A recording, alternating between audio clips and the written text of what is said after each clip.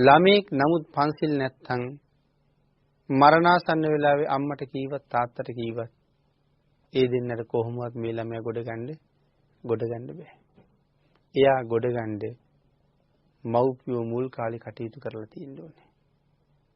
ඒකනේ එක තැනක භාග්‍යතුන් වහන්සේක සූත්‍රයක දේශනා කළා ගාමිණී කියලා පුද්ගලයෙකුට. ගාමිණී පරම්පරා ගණනාවක් සතුටු කරව මේ ලෝකේ ඉපදිච්ච අයට සත්පුරුෂයෝ හම්බුනේ නැත්නම් වුන් ආපහු යන්නේ නිරේට කියලා. අපේ අම්මගේ පැත්තේ අයයි තාත්තගේ පැත්තේ අයයි ඔක්කොම සතුටු වෙවි බලා ඉන්නකොට මේ ලෝකෙට ඉපදිච්ච අය තමයි මේ ඔක්කොම. කාලයක් මව්පස පියපස දෙපාර්ශ්වයේම ඥාතීන් බලාගෙන හිටියා අපේ දුව, අපේ අක්කා, අපේ නංගි බිහි කරන දරුවා දිහා. ඉතින් එහෙම බිහි කරපු අය තමයි මේ ඔක්කොම. එතකොට පරම්පරා ගානක් සතුටු වුණා. ආන් එහෙම ඉපදිච්ච අයට සත්පුරුෂයෝ හම්බුනේ නැත්තම් ඒ ඉපදිච්ච කෙනාට මොකද වෙන්නේ? නතර වෙන්නේ නිරේ.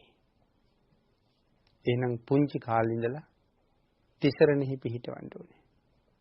පුංචි කාලේ ඉඳලා පන්සිල් ගැන කියලා දෙන්න ඕනේ. පුංචි කාලේ ඉඳලා සිල් රකින්න ඒ අය උනන්දු කරන්න ඕනේ.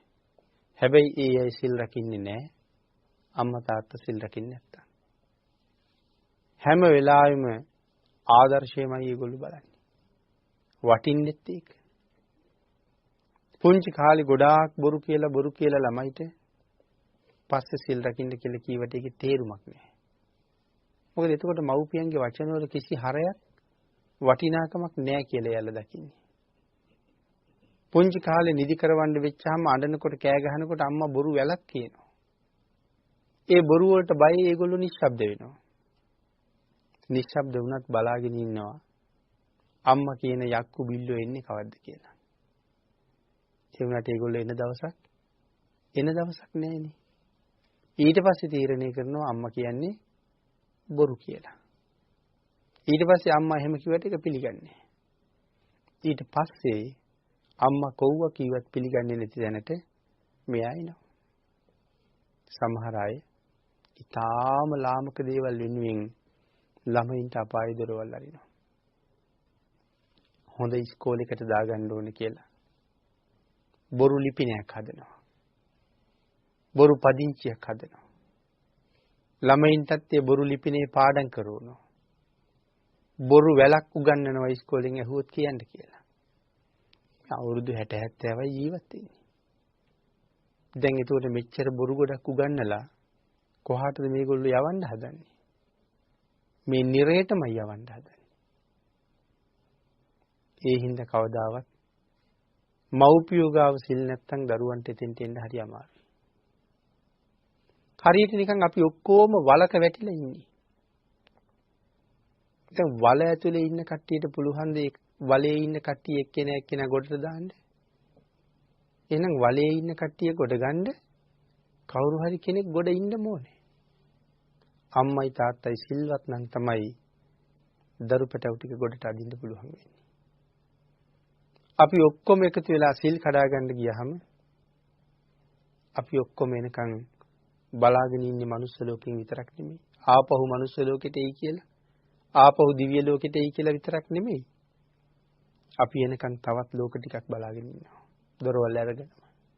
ඒ තමයි නිරය, പ്രേත ලෝකේ, තිරිසන් ලෝකේ, අසුර ලෝකේ. මෙහෙම හිටියොත් අපිට ඒ දොරවල් වලින් ඇතුළට යන්න පුළුවන්.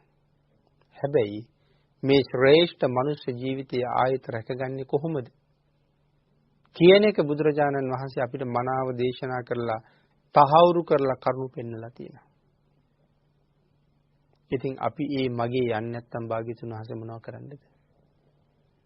පුද්ගලයෙක් බඩගිනි කියලා අඬනවා. ඊටාම ප්‍රණීත කෑම එකක් බෙදලා ගෙනහිල්ලා දීලා තියෙනවා.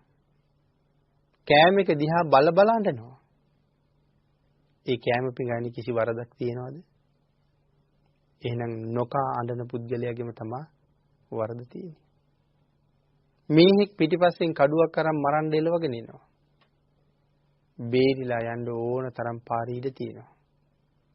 නමුත් ඒ පාර දිගේ දුවලා බේරෙන්නේ නැතුව තව එතෙන්ටම වෙලා කෑ ගහ ඉන්නවා. පාරේ වරදක් තියෙනවද? බේරෙන්න උත්සාහ කරපු නැති පුද්ගලයාගේම වරදක් තියෙනවා. සංසාරේ මේ තරම් භයානකයි. ඒ භයානක සසරින් මිදෙනවා නම් මේකයි මාවත කියලා. දහම් මාවත අපිට පෙන්නලා දීලා තියෙනවා.